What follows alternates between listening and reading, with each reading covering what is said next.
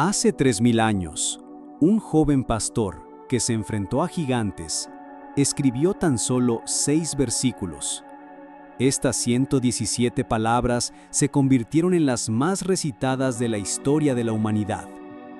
Se susurraban en lechos de muerte, se gritaban en campos de batalla y se grababan en las lápidas de reyes y mendigos por igual.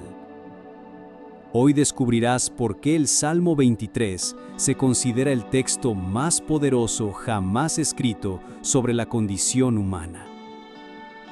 Prepárate para un viaje que cambiará para siempre la forma en que ves tu vida, tus miedos y tu eternidad. Bienvenidos a una experiencia única. Hoy no solo leeremos el Salmo 23, sino que lo viviremos.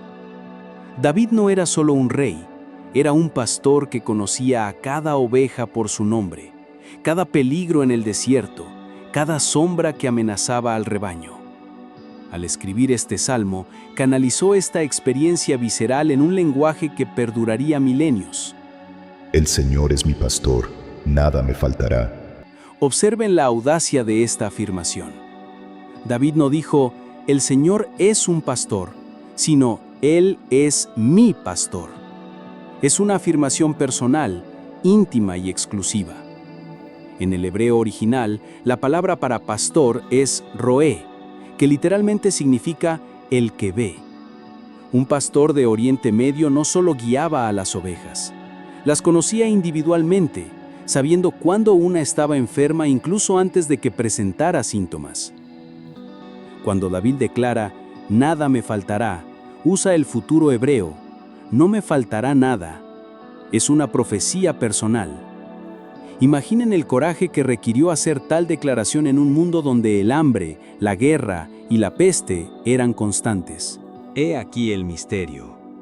David probablemente escribió esto después de perder a sus hijos, enfrentarse a la traición y huir de sus enemigos. ¿Cómo podía alguien que había sufrido tanto declarar que nada le faltaría?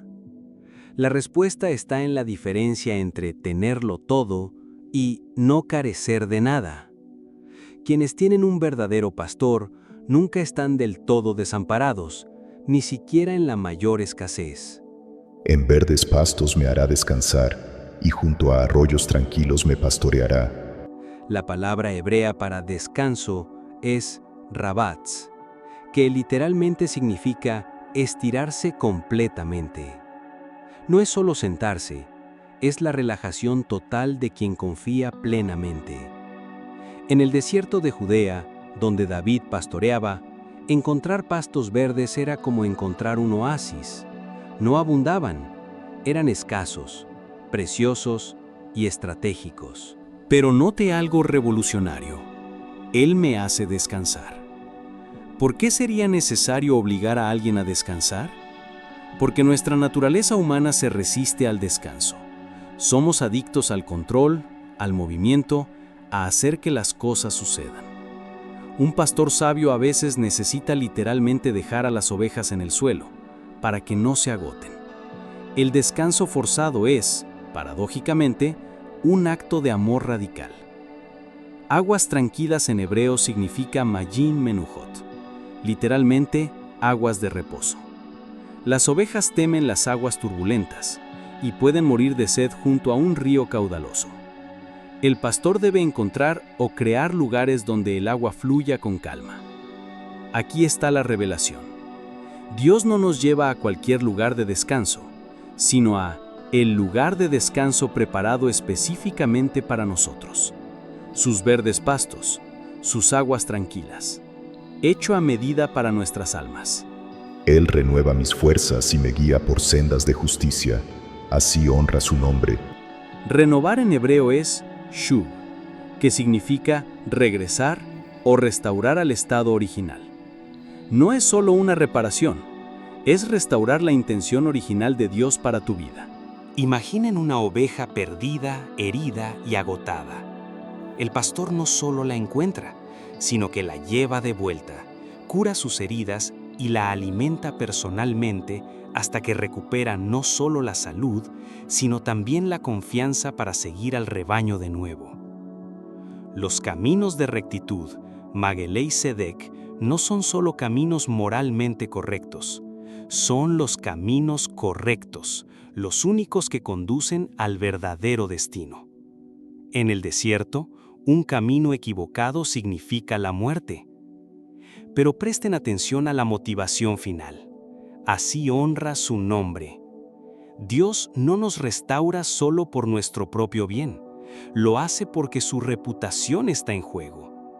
Cuando cuidamos bien de nuestras ovejas, honramos nuestro nombre como pastores.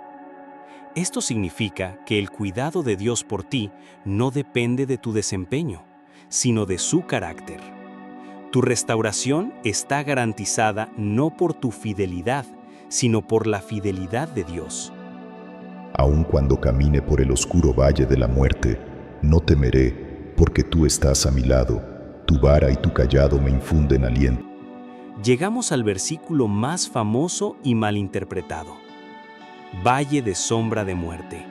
En hebreo es Gei Salmavet, que literalmente significa valle de sombra tan profundo como la muerte. No se trata necesariamente de la muerte física. Se trata de cualquier experiencia que nos haga sentir que nos morimos. Pérdida, traición, enfermedad, bancarrota, soledad devastadora. Fíjate que David no dice sí camino, sino cuándo camine. El valle es inevitable. No se trata de si pasarás por valles oscuros, sino de cuándo. Pero aquí está el poder transformador. No dice no sentiré dolor, ni no tendré tristeza. Dice no tendré miedo. El miedo se apacigua no por la ausencia de peligro, sino por la presencia del pastor. Estás a mi lado, Kiatá Imadi.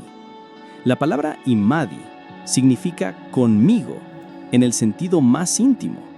No es cerca de mí, ni detrás de mí. Es fundido conmigo, inseparable. La vara y el cayado no son lo mismo. La vara sirve para proteger. Es un arma contra los depredadores. El cayado sirve para corregir y rescatar. Tiene un gancho para sacar a las ovejas de sus madrigueras. Esto significa que Dios tiene dos instrumentos, uno para luchar por ti y otro para luchar contra ti cuando sea necesario. Ambos son expresiones de amor. Hay un misterio aquí. ¿Por qué en medio del Salmo David pasa de hablar sobre Dios, Él me hace, Él me guía, a hablar con Dios? Tú eres, tu vara. En el valle las relaciones se vuelven demasiado íntimas para el lenguaje indirecto. El dolor nos obliga a una verdadera intimidad. Preparas un banquete ante mí en presencia de mis enemigos. Unges mi cabeza con aceite, mi copa rebosa. Aquí tenemos una de las imágenes más impactantes de toda la Escritura. ¿Qué clase de anfitrión prepara un banquete mientras sus enemigos observan? ¿Qué clase de invitado puede comer en semejante situación? En el antiguo Oriente Medio, poner la mesa era un acto de protección total. Al aceptar la hospitalidad de alguien, esa persona se hacía responsable de tu seguridad, incluso si le costaba la vida. En presencia de mis enemigos, Neged Soraei significa literalmente delante de quienes me rodean. Los enemigos no han sido derrotados, están ahí, observando pero completamente impotentes. Esto es más radical que la victoria, es convertir el campo de batalla en un comedor. Unges mi cabeza con aceite. En el contexto pastoral, cuando una oveja se lastimaba, el pastor vertía aceite sobre las heridas para sanar y protegerla de los insectos. Pero hay más aquí. Ungir con aceite también era el ritual para coronar reyes. David dice que Dios no te trata como una oveja herida, sino como rey. En presencia de tus enemigos, eres ungido como rey. Mi copa está rebosando, Cosi Rebaya. Es la abundancia que va más allá de la necesidad. No se trata solo de tener suficiente, se trata de tener tanto que puedas compartirlo con los demás.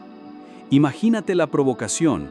Mientras los enemigos planean tu destrucción, a ti se te sirve como a la realeza, se te unge como elegido y se te da más de lo que puedes consumir. Ciertamente el bien y el amor me seguirán todos los días de mi vida, y en la casa del Señor moraré por largos días. Este es el clímax impactante. David usa la palabra radaf para perseguirán, la misma palabra que se usa cuando los enemigos persiguen para destruir. A lo largo del Salmo tenemos una sensación de huida, un valle oscuro, enemigos presentes, pero ahora descubrimos que David no es perseguido por enemigos. Lo persigue la bondad y el amor de Dios. La bondad es Tob, que significa bondad absoluta. El amor es Gesed, que significa amor leal e inquebrantable que nunca se rinde. Estas dos fuerzas son descritas como cazadores implacables que jamás abandonan a su presa. ¿Alguna vez has intentado escapar de la bondad de Dios? Es imposible. Es más persistente que cualquier enemigo. Todos los días de mi vida. Kol Yemei Hayai. No solo los buenos, todos los días. En días de victoria y en días de derrota, en días de fe y en días de duda. Y el final. Viviré en la casa del Señor para siempre. La palabra Shavti puede significar moraré o regresaré. Es como si David dijera, descubrí que nunca salí de casa. La casa del pastor siempre ha sido mi verdadero hogar. Para siempre. Leorech Yamin. Literalmente, por la duración de los días. No es solo la eternidad. Es una cualidad de vida que trasciende el tiempo lineal. Ahora veamos lo que David realmente hizo en este salmo. Empezó como oveja. El Señor es mi pastor. Y terminó como residente permanente de la casa. Viviré en la casa del Señor. Este es el viaje de cada alma humana. De vulnerable dependiente a hijo de la casa. De pupilo a heredero.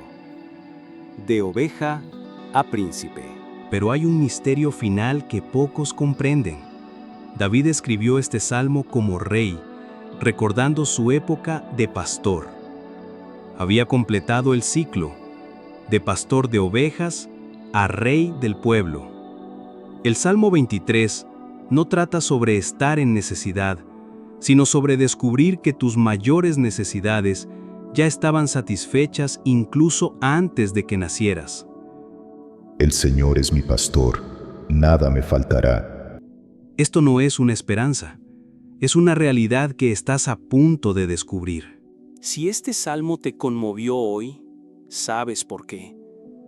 No es literatura, es reconocimiento.